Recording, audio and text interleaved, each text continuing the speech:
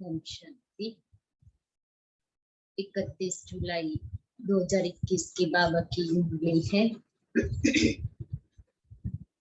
आज बाबा ने कहा कि सब हिसाब किताब चुकतो करने हैं तो योग बल चाहिए, और जब योग बल होगा तो सजाओं से भी मुक्त हो जाएंगे।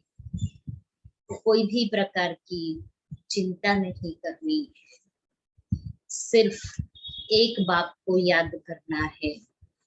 कोई भी मित्र, संबंधी, धंधा, धूरी आदि को याद नहीं करना है। और फिर बाबा कहता है कि नशा रखे कि बाबा हमें मुक्ति, जीवन मुक्ति का वर्षा दे रही है। हम बाबा के पास वर्षा लेने के लिए आए हैं।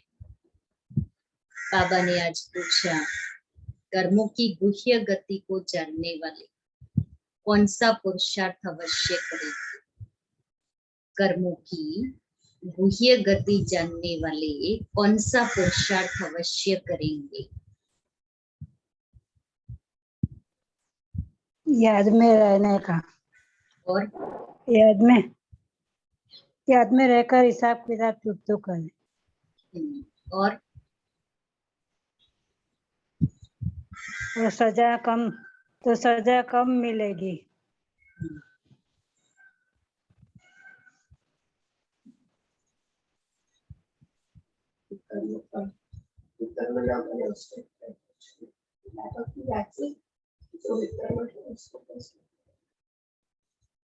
बाबा ने कहा याद में रहने का, क्योंकि उन्हें पता है कि याद से ही पुराने हिसाब किताब चुकतो होने हैं। वे जानते हैं कि आत्मा अगर पुराने हिसाब किताब कर्म भोग चुकतो नहीं करेगी तो उसे सजाएं खानी पड़ेगी। सिर्फ सजाएं नहीं, और पद भी भ्रष्ट हो जाएगा। पुनर्जन्म भी ऐसा ही होगा। मीठे बच्चे, तुम्हें नशा होना चाहिए कि हमारा बाबा आया है हमें विश्व का मालिक बनाने। हम उनके सम्मुख बैठे हैं। ओम शांति। बच्चों को अपार खुशी का पारा चढ़ता है जब देखते हो बाप दादा सम्मुख आए हैं, और यह भी बच्चे जानते हैं कि 5000 वर्ष बाद फिर से शिव बाबा ब्रह्म तन में आया हुआ है। क्या करने? बच्चों को यह नशा चढ़ा हुआ है। सब बच्चे जानते हैं कि स्वर्ग का मालिक बनाने बाप आया हुआ है, हमको लायक बना रही है। हमको तमो प्रधान से सतो प्रधान बनने की युक्तियां बार बार बता रही है। युक्ति है बहुत सहज, बिल्कुल सहज याद बच्चों को सिखलाती है। अज्ञान काल में बाप को बच्चा होता है तो समझते हैं हमारा वारिस पैदा हुआ। तुम जानते हो इस समय बाप आकर हम बच्चों को एडॉप्ट करते हैं। यूं तो तुम सब शिव बाबा के बच्चे हो, परंतु बाबा अपना कैसे बनाए जो हमको सुना सके और हम उनसे सुन सके। शिव बाबा इस ब्रह्म तन से कहते हैं मैं तुम्हारा बाप हूँ, तुमको स्वर्ग का मालिक बनाता हूँ। सिर्फ तुम्हारी आत्मा जो पतित है वह न मुक्ति में न जीवन मुक्ति धाम में जा सकती है, क्योंकि आत्मा पतित है, इसलिए उसके पंख कटे हुए हैं, इसलिए वो उड़ नहीं सकती, वो अपने घर जा नहीं सकती, पतित है ना। तुम सब एक बाप के बच्चे हो, सबको बाप की मिल्कियत लेनी है। ढेर के ढेर बच्चे हैं, वृद्धि होती जाती है।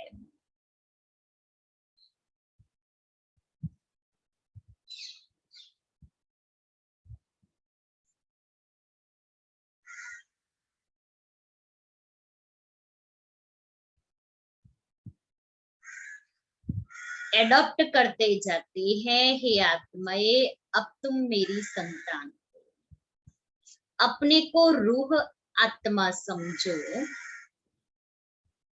हमको बाबा मिला है जिसको आधा कल्प याद करते थे, ये कभी भूलो मत। आधा कल्प आत्मा इस शरीर द्वारा याद करती आई है, आत्मा शरीर में है तभी याद करती है, तो याद करती आई है, हे पतित पावन, हे दुख हरता सुख करता, क्योंकि रावण राज्य है ना। बल जो अभी समझते हैं हम बहुत सुखी हैं, हमको इतने पदम है, इतने मिल्स है, कारखाने आदि हैं, यह तो सब गिनती करते हैं ना अपनी प्रॉपर्टी की, यह तो सब अल्पकाल के लिए, क्योंकि सब मिट्टी में मिल जाना है। न बैंक बैलेंस रहेगा, न कारखाने रहेंगे, न मिल्स रहेंगे, न बंगला रहेगा, न गाड़ियां रहेगी, कुछ रहने वाला नहीं। हमारा ये शरीर भी खत्म हो जाने वाला है, न डॉक्टर रहेंगे, न हॉस्पिटल रहेगी, कुछ अर्थात कुछ भी नहीं रहेगा।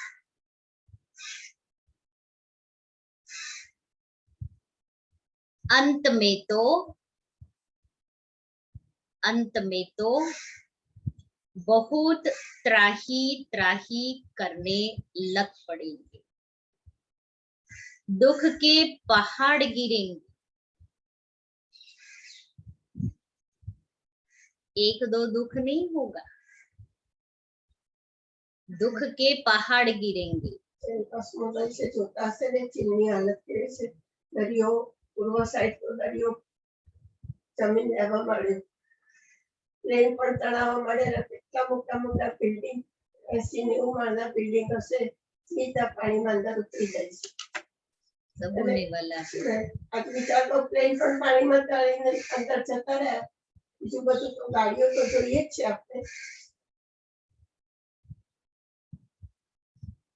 રહેવાનું નથી। दुख के पहाड़ गिरेंगे, इतनी सारी मिल्कियत सेकंड में खलास हो जाएगी, खलास होने में टाइम नहीं लगेगा। बाप से तुमको सेकंड में वर्षा मिलता है, कहते हैं तुमको सेकंड में स्वर्ग की बादशाही देता हूं। ये पुरानी दुनिया खत्म हो जाएगी, लड़ाइयां लगेगी, नेचुरल कैलेमिटीज होगी, सफाई तो चाहिए ना, इतनी बड़ी दुनिया की सफाई कैसे हो, इसलिए 5 तत्व अपना कार्य करेंगे, और जब 5 तत्व अपना कार्य करेंगे तब दुख के पहाड़ गिरेंगे, त्राही त्राही करेंगे मनुष्य, और 1 सेकंड में बाबा कहता है सब खलास हो जाएगा। तुम्हारी आत्मा भी अब पवित्र बन रही है, बाप दादा दोनों समझ सकते हैं बच्चे कितनी मेहनत करते हैं, बाप से वर्षा पाने की मेहनत बिल्कुल छोड़ देते हैं। अपने को आत्मा समझ बाप को याद करो, वह रूहानी बाप है निराकार, हम आत्माएं उनको बुलाते हैं। बाप कहते हैं तुम्हारी आत्मा जो पतित है वह पावन कैसे बने, पतित पावन तो एक बाप है ना। पानी की नदी पतित पावन है तो जट से जाए, गोता खाकर चले आना चाहिए, न डुबकी लगाकर चले आना चाहिए। गंगा स्नान बहुत करते हैं फिर भी पतित क्यों, रात दिन यही धुन लगाते रहते हैं, पतित पावन सीताराम, अर्थात सब जो भक्तियां है अथवा सीताएं हैं, सबका रक्षक एक राम परम पिता परमात्मा है। पतित पावन पतियों का पति वही है। वह जब आए तब आकर पावन बनाए। तो अब बाप कहते हैं मेरी श्रीमत पर तुमको चलना है और किसकी मत पर न चलो। वह तो समझते हैं भक्ति से भगवान मिलेगा, जबकि भक्ति से भगवान मिलेगा तो ऐसे क्यों कहते कि भक्तों की रक्षा करने आएगा। भक्तों पर क्या आपदा पड़ी है जो रक्षा करेगा। रक्षा तब की जाती है जब कुछ आपदा होती है।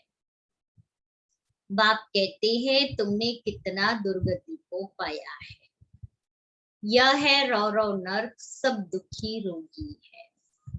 घर घर में देखो क्या लगा पड़ा है। दुख ही दुख है, इसलिए पुकारते हैं बाबा हमारे दुख हरो सुख दो। भारत में ही सदा सुख था, अब दुख है, भारत की बात है। और खंड तो है ही अलग, वो तो आते ही बाद में है। त्रेता युग के बाद, त्रेता भी द्वापर के बाद में ही सब आते हैं। और खंड तो बाद में, अभी अभी शुरू ये खंड तो बने हैं ना। अमेरिका बने कितने साल हुए? 200, 250, 300, उससे ज्यादा नहीं। सबसे पुरानी हिस्ट्री तो भारत की ही है। वह तो आते ही बाद में है। कोई 60 जन्म, कोई इनसे भी कम जन्म लेते हैं। 84 जन्म देवता धर्म वाले लेते हैं। तो इस हिसाब से आधा कल्प के बाद जो आएंगे उनको 84 से आधे जन्म लेने पड़ेंगे।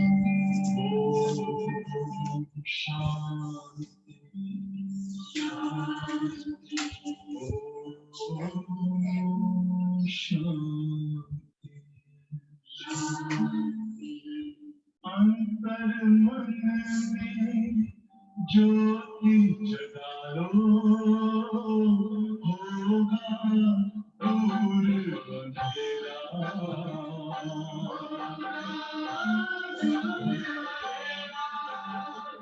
शिव का कर लो ध्यान आ रहा, पावन पुण्य सवेरा।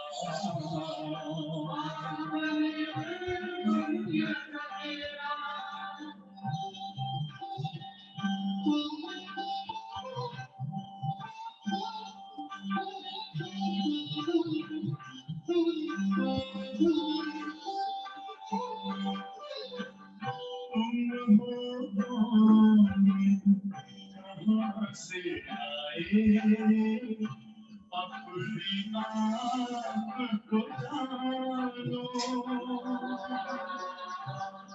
राजयोग की द्वारा खुला,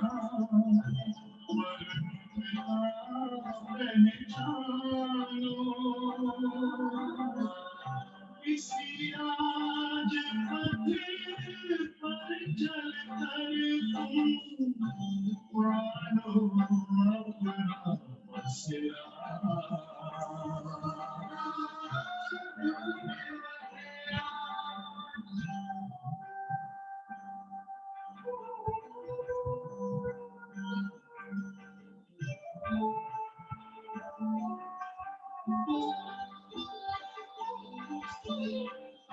तुम हो आत्मा तन से प्यारे, परमात्मा तो प्यारे।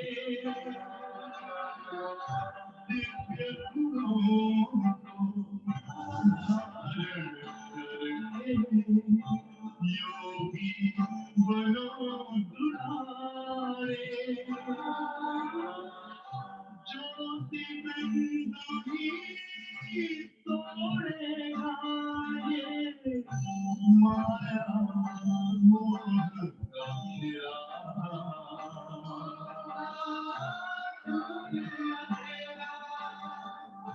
अंतर मन में ज्योति जगा लो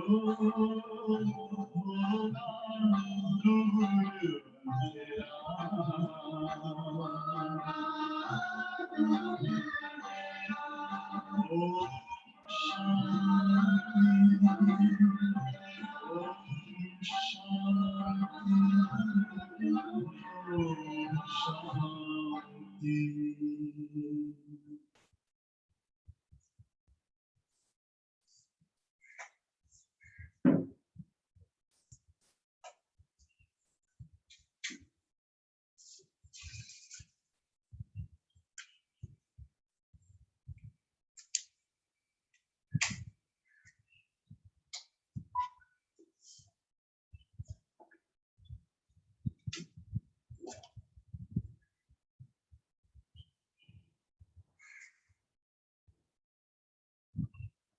तो कोई 60 जन्म, कोई इनसे भी कम जन्म लेते हैं। 84 जन्म देवता धर्म वाले लेते हैं। तो इस हिसाब से आधा कल्प के बाद जो आएंगे उनको 84 से आधे जन्म लेने पड़ेंगे। ऐसे नहीं कि सब 84 का चक्र खाते हैं। मनुष्यों को तो जो आता है सो बोल देते हैं। अब तुम बच्चे बाप द्वारा अविनाशी ज्ञान रत्नों की झोली भर रहे हो। रतन तो बहुत वैल्यूएबल है। बाप समझाते भी बहुत सहज है। बाप कहते हैं तुम बुलाते आए हो हे पतित पावन, आकर हमें पावन बनाओ, तो बाप आए हैं। अब तुम समझते हो हम पावन बनेंगे तो स्वर्ग के मालिक बनेंगे।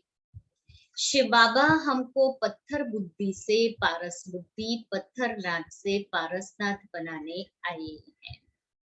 भक्ति मार्ग के चित्र सब पत्थरों के बने हुए हैं।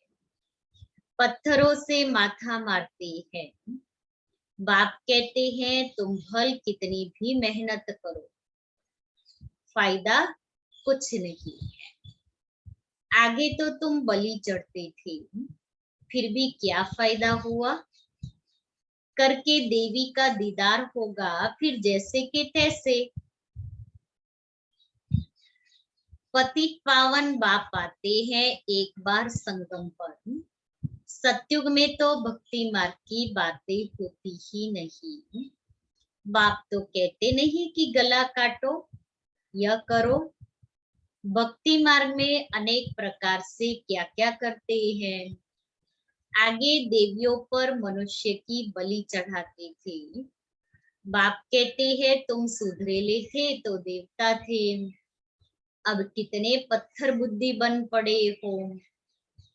तुमको स्वर्ग की बादशाही दी थी। कितने सोने हीरे जवाहरों के महल थे, अथाह धन था। वह क्या किया, हिसाब मांग रहे हैं बाबा भी। क्या किया सोचो। सोने के महल, हीरे उसके अंदर जड़ित थे, कोई कमी नहीं थी, सुख ही सुख था। तो इतना सारा धन क्या किया। माँ बाप पूछेंगे तो सही ना कि मैंने तुमको इतना सब कुछ दिया था और अभी तुम गरीब बन गए, तो किया क्या। सब यूज करके पूरा कर लिया। वहाँ कमाई का नहीं, जो प्राप्त हुआ था उसको यूज कर, ये हम कमाई कर रहे हैं, वहाँ यूज कर लिया।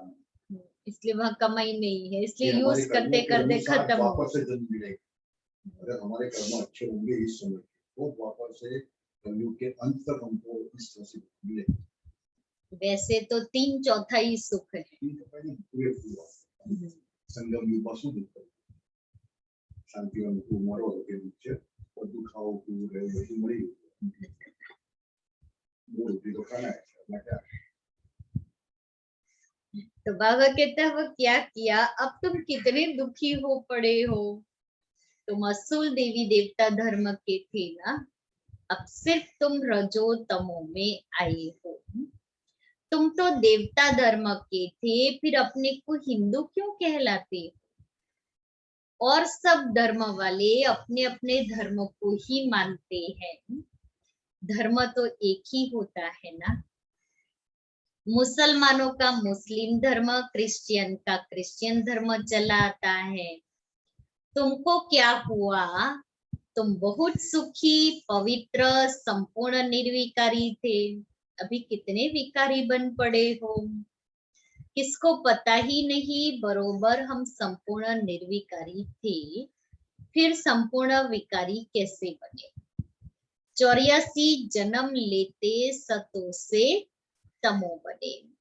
अब बिल्कुल ही तमो प्रधान पतित है। सत्युग से कलयुग जरूर आना है। सब धर्मों को सतो रजो तमो में आना है। वृद्धि को पाना है। तुम भी झाड़ में हो ना। झाड़ में देखो, अंत में ब्रह्मा खड़ा है। झाड़ के ऊपर चोटी में ब्रह्मा ही 84 जन्म ले जाकर अंत में खड़ा है। तो ब्रह्मा को नीचे भी दिखाते हैं, तपस्या करते हैं, और ऊपर टॉप में चोटी पर भी ब्रह्मा को खड़ा दिखाते हैं। तो 84 जन्म ब्रह्मा लेता है, और सब धर्म पिताओं का भी पिता ग्रेट ग्रेट ग्रैंडफादर है, इसलिए टॉप पर दिखाया है। और नीचे तपस्या करते हुए तो सभी मनुष्य सृष्टि का वो पिता है, प्रजा पिता। तो वो प्रजा का पिता शिव बाबा से शक्ति लेकर के अपनी सारी प्रजा आत्मा रूपी पत्तों को सकाश देता है। इसलिए नीचे पूर्वज स्वरूप में और ऊपर में ग्रेट ग्रेट ग्रैंडफादर के स्वरूप।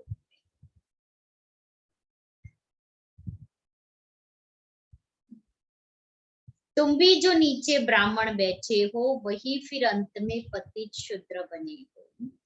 फिर नीचे राजयोग सीख रहे हो, तुम भी शूद्र थे, अब ब्राह्मण बने हो। ये बड़ी समझने की बातें हैं। अभी झाड़ में बहुत अच्छी समझानी है। अभी तुम राज्यों की तपस्या कर रहे हो, तुम्हारा ही यादगार खड़ा है। ये चैतन्य दिलवाड़ा वह है जड़, सत्युग में यह नहीं था। इस समय तुम अपना यादगार देखते हो। दिलवाड़ा, अधर देवी, गुरु शिखर, अचलगढ़, ये सब गौमुख, ये सब यादगारे आबू में है। सब हमारी यादगार। तुम प्रैक्टिकल में सच्चे सच्चे दिलवाड़ा मंदिर में चैतन्य में बैठी हो। हाँ, इसीलिए उन लोगों ने बीच में बैन कर दिया। हाँ, ये हमारे बाबा के बच्चे जब वहां देखने के लिए जाते थे ना, तो बोलते थे ये तो हम ही है। तो वहां तो लोग, उनके लोग घूमते रहते हैं ना, तो बीच में बैन कर दिया। स्वर्ग की स्थापना हो रही है, फिर स्वर्ग में आएंगे तो ये मंदिर आदि कुछ होंगे नहीं। ये मम्मा बाबा और हम बच्चे बैठे हैं। हूबहू ये तुम्हारा मंदिर है। नाम ही रखा है मधुबन चैतन्य दिलवाड़ा मंदिर। फिर जब भक्ति मार्ग शुरू होगा तो ये मंदिर बनाएंगे। बाप ने तुमको बहुत धनवान बनाया था, तो तुम ही फिर उनका मंदिर बनाते हो। शिव का मंदिर एक नहीं बनाते हैं, सब बनाते हैं, यथा योग्य यथाशक्ति। तुम जानते हो हम पूज्य थे, फिर द्वापर में पुजारी बने। शिव बाबा जो इतना शाहूकार बनाते हैं, भक्ति में फिर तुम ही उनका मंदिर बनाएंगे। इन बातों को अभी तुम ही जानते हो। तो अब पुरुषार्थ कर फिर राजाओं का राजा बनना चाहिए। सतयुग में कहा जाता है महाराजा। त्रेता में कहा जाता है राजा। 2 कला कम हो गई ना, सूर्यवंशी में से चंद्रवंशी पर, इसलिए वो महाराजा, वो राजा। फिर दुनिया पतित बनती है तो महाराजाए भी पतित, राजाए भी पतित होते हैं। वह निर्विकारी महाराजाओं का मंदिर बनाकर पूजते हैं। निर्विक मनुष्य जब पतित बनते हैं तो निर्विकारी महाराजाओं का मंदिर बना करके उनकी पूजा करते हैं। पहले पहले शिव का मंदिर बनाते हैं, फिर देवताओं का बनाते, खुद ही मंदिर बनाकर पूजते हैं। 84 जन्म तो भोगते हैं ना, इसलिए आप ही पूज्य, आप ही पुजारी बन जाते। खुद ही मूर्ति बनाएंगे और खुद ही उसकी पूजा करेंगे।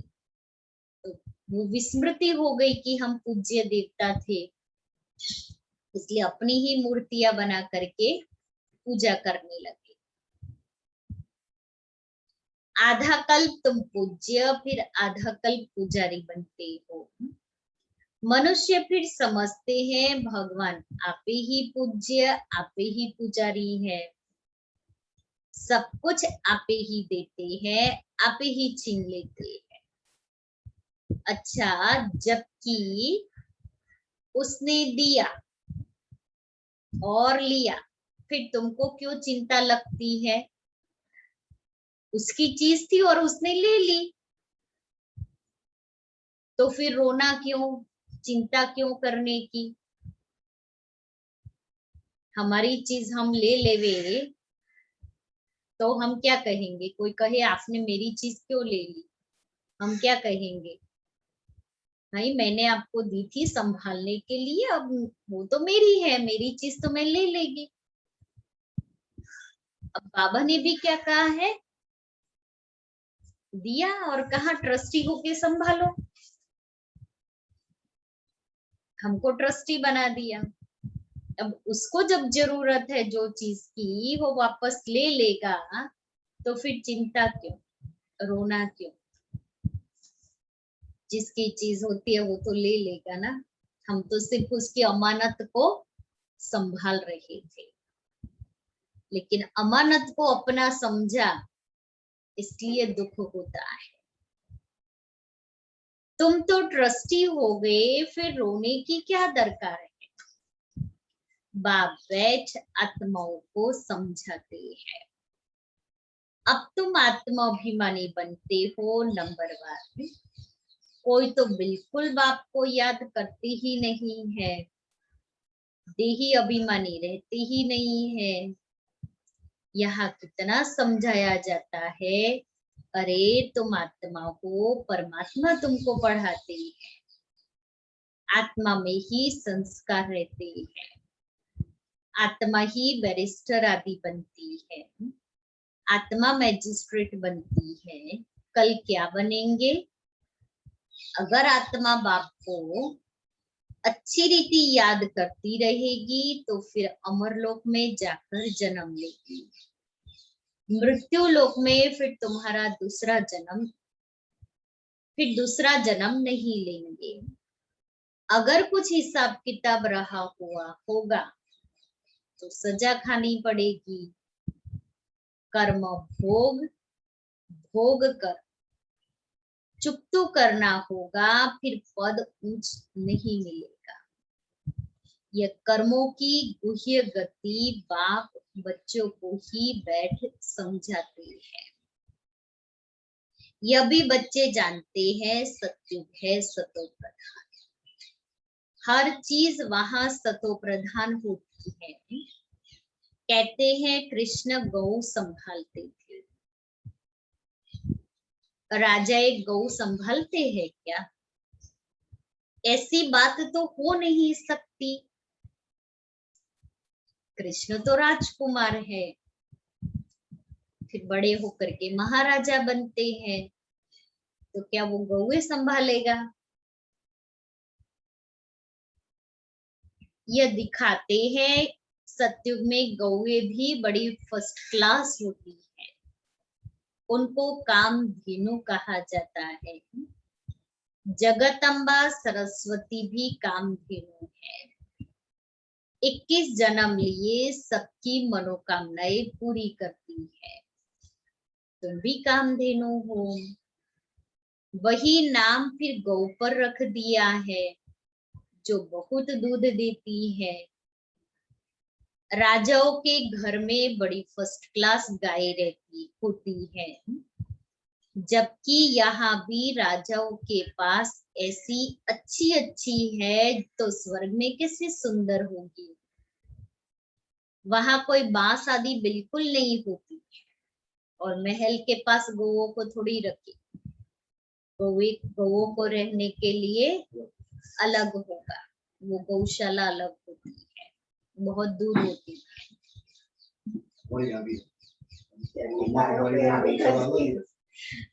हमारे पास भी है ना, आबू में गौशाला है, दूर है। बाबा होते समय कैंपस। हाँ, साकर बाबा उस समय तो छोटा था ना सब, और गौए भी 2-4 थी।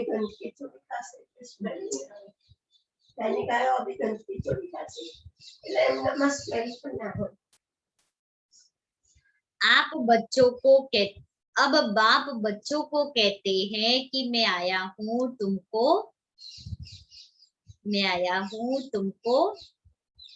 गुलगुल बनाकर साथ ले जाऊंगा। मुझे बुलाते ही है, हे पतित पावन आओ। पतित दुनिया पतित शरीर में आओ। यह है पतित, वह है पावन फरिश्ता। गेट दिखलाते हैं, तुम भी पतित से ऐसा पावन फरिश्ता बनेंगे। सतयुगी देवताओं को डिटी कहते हैं। देवता सूक्ष्म वतन है, सूक्ष्म वतन वासी है फरिश्ते। अब तुम फरिश्ते पवित्र बनते हो। बाप कितनी सहज शिक्षा देते हैं। यहाँ जब आते हैं तो कोई भी बाहर वाले मित्र संबंधी घर गाट धंधा दूरी आदि याद नहीं करना है। बाप के सम्मुख आए हो ना, यहाँ आए ही हो योग की कमाई करने, तो इसमें लग जाना चाहिए। अच्छा, मीठे मीठे सिक्के लेते बच्चों प्रति माता पिता बाप दादा का याद प्यार और गुड मॉर्निंग। रूहानी बाप की रूहानी बच्चों को नमस्ते। हम रूहानी बच्चों की रूहानी बाप दादा को याद प्यार गुड मॉर्निंग और नमस्ते। धारणा के लिए मुख्य सार पहला है, सजाओं से मुक्त होने के लिए पुराने सब हिसाब किताब योग बल से चुकते करने है।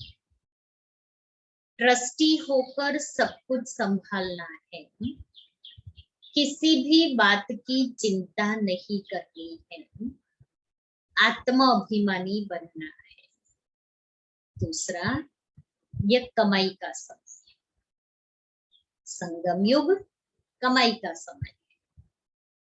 इसमें घर घाट धंधा दूरी आदि याद नहीं करना है। फरिश्ता बनने के लिए एक बाप की याद में रहने का पूरा पुरुषार्थ करना है। वरदान है, अपने शांत स्वरूप स्टेज द्वारा शांति की किरणें फैलाने वाले मास्टर शांति सागर भव। अपने शांत स्वरूप स्टेज द्वारा शांति की किरणें फैलाने वाले मास्टर शांति सागर भव। वर्तमान समय विश्व के मेजोरिटी आत्माओं को सबसे ज्यादा आवश्यक है, सबसे ज्यादा आवश्यकता है सच्चे शांति की। अशांति के अनेक कारण दिन प्रतिदिन बढ़ते जा रहे हैं और बढ़ते जाएंगे।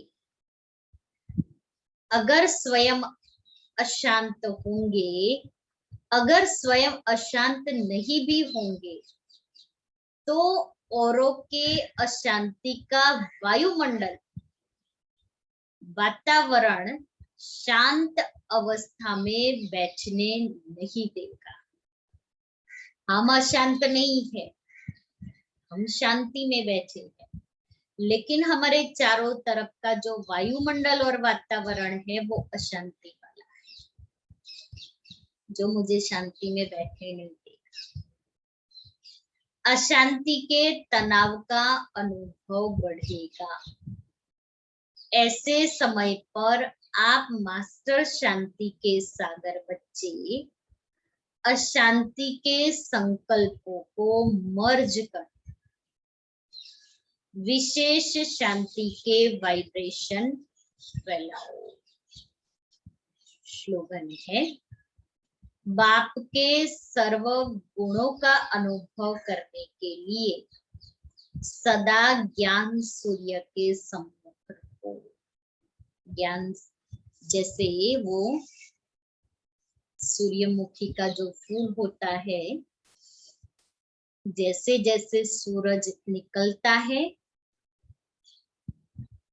और सूरज ढलता है, तो वो फूल का जो मुख है ना, वो सूर्य की तरफ ही होता है। हमें भी सर्व गुणों से संपन्न बनना है, तो ज्ञान सूर्य की तरफ सदैव हमारा मुख हो।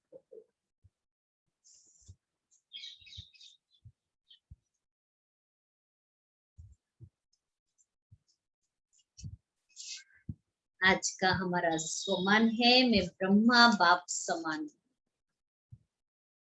मैं ब्रह्मा बाप समान हूँ। इस कलयुगी तमो प्रधान जर्जरीभूत वृक्ष की दुर्दशा देखते हुए ब्रह्मा बाप को संकल्प आता है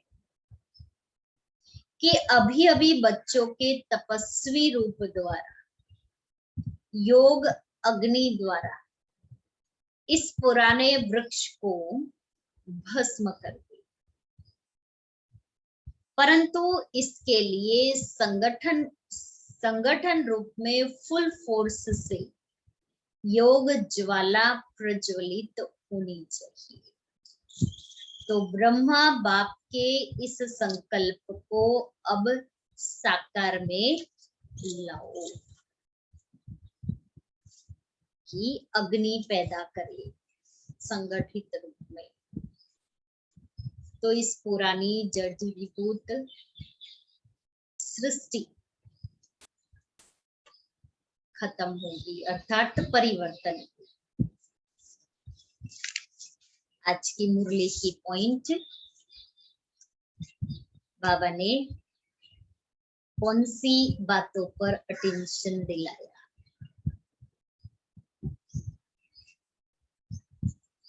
हिसाब किताब चुप्पू करने के लिए एक को याद करना है,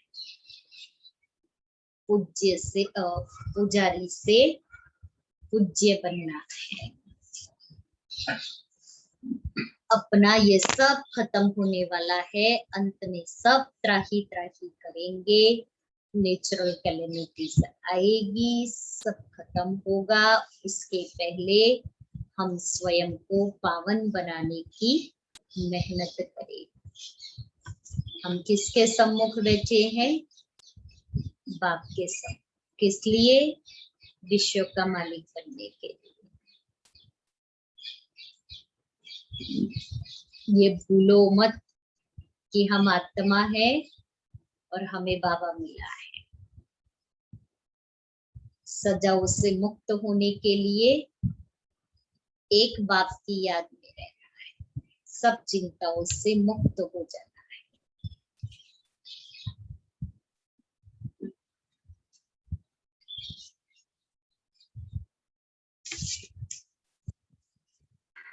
और दीदी, बाबा ने ये भी कहा कि पहाड़ जैसी आफत आने वाली है।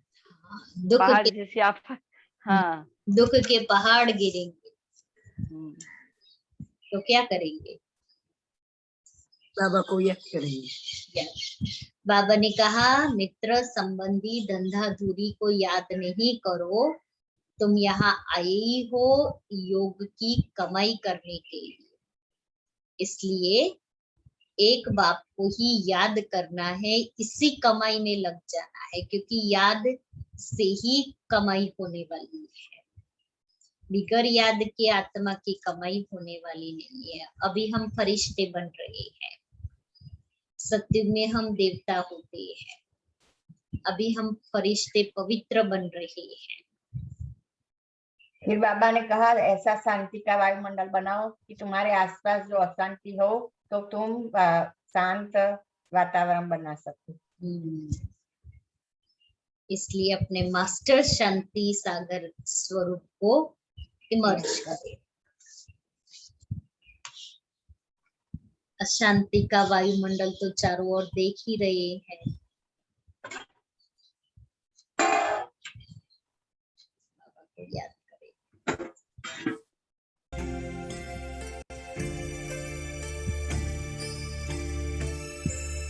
ओम शांति।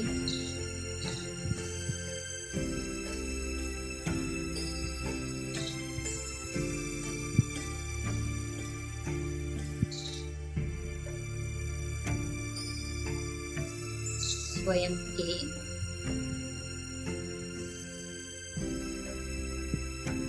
निज गुण को इमर्ज करे। मैं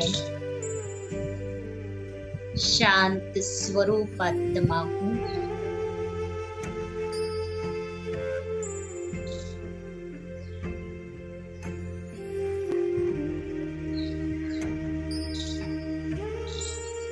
शांति के सागर शिव बाबा की वारिस हूँ।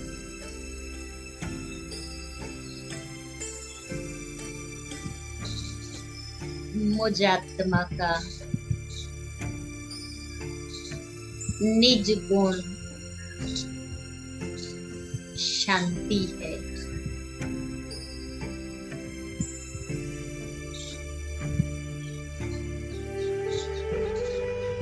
स्वधर्म शांति है।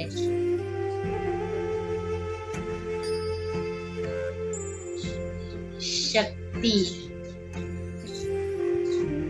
शांति है। और मेरा घर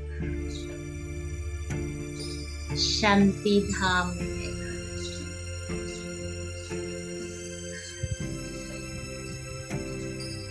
मेरे प्यारे पिता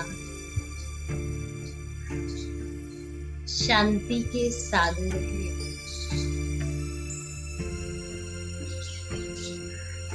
और मैं उनके सम्मुख हूँ।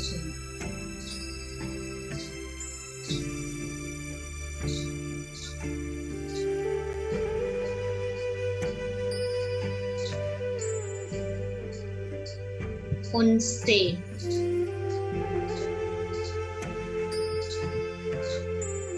मुझ आत्मा को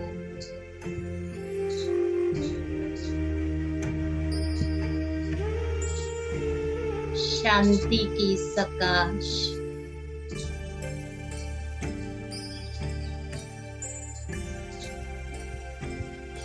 शांति की सूक्ष्म किरणें प्राप्त हो रही है।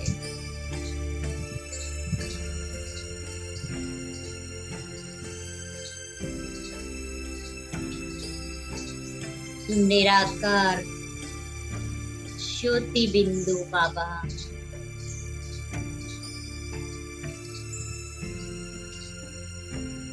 मुझ आत्मा पर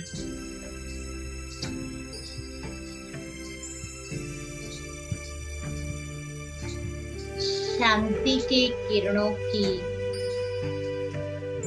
वर्षा कर रही है। अनुभव करें।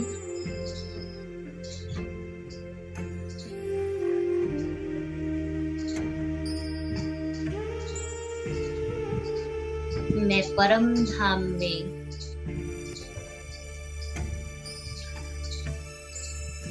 शांति की दुनिया में शांति के सागर के सामने प्रत्यक्ष हो गई।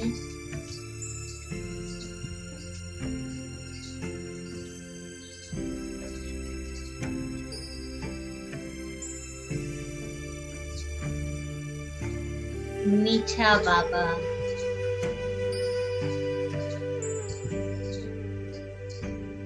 मुझ आत्मा पर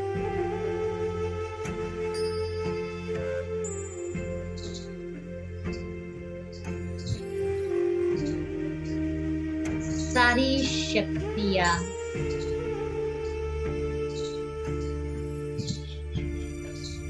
लुटा रही है।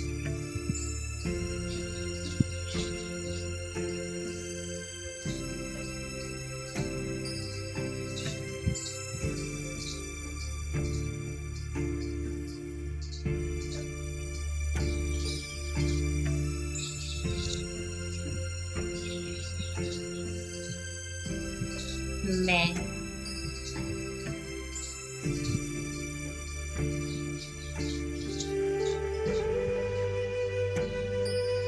अपने निज स्वरूप का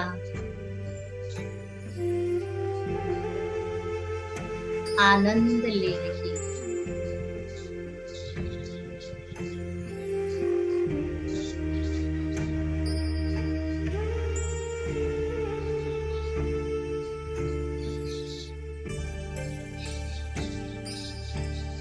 स्वधर्म में स्थित हो गई।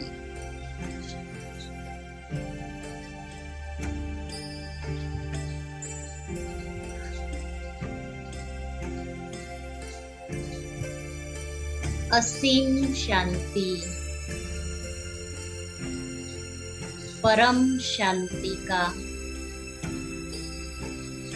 अनुभव हो रहा है।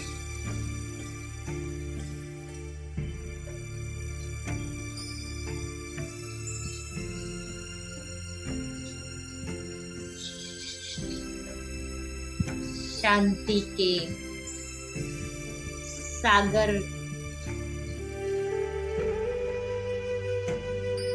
शांति की लहरें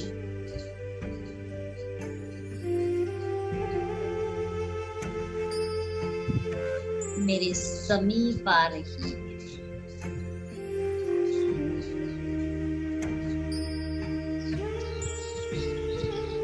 और मन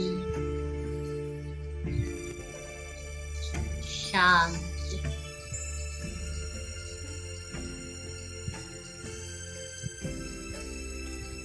अति शांत हो गया।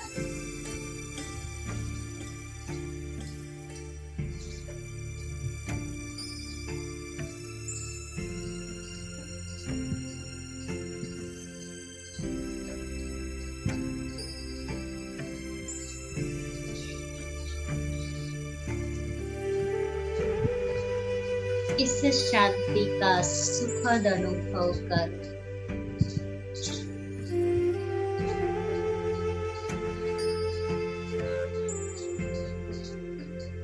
आत्मा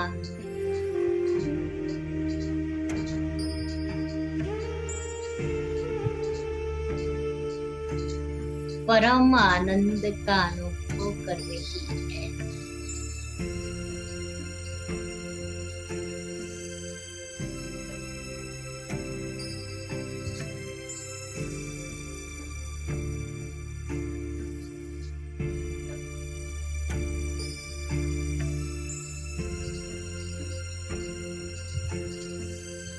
इस सुखद अनुभव को लिए हुए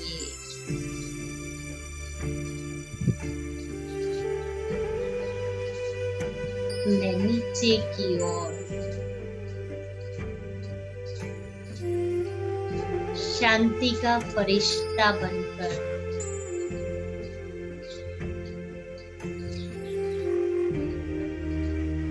इस शरीर में प्रवेश कर रही है।